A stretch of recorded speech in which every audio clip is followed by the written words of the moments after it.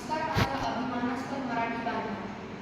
आज मी ज्या विषयावर बोलणार आहे तो माझ्या हृदयाचा अत्यंत जवळचा आहे आणि तो म्हणजे मराठी भाषा.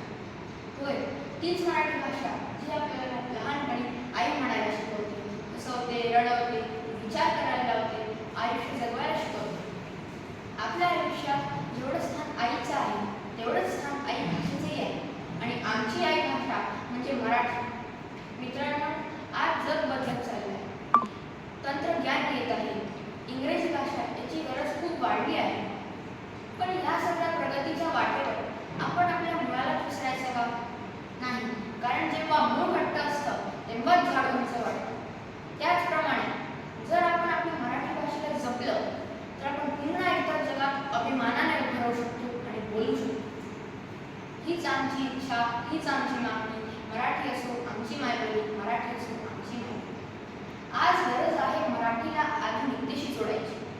गरज आहे मराठीमधून विज्ञान शिकायची, अभिमानाने मराठीतून कामं करायची.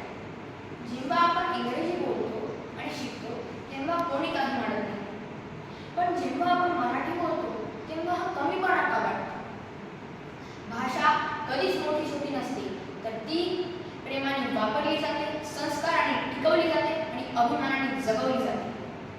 आणि आता मित्रांनो, आपण इथे एक निर्धार करूया, मराठी बोलायचं, लिहायचं, वाचायचं आणि जगायचं. कारण मराठी ही आमची ओळख आहे, मराठी आमचा अभिमान आहे आणि मराठी ही आमची आत्मा आहे. जय मराठी, जय महाराष्ट्र. धन्यवाद.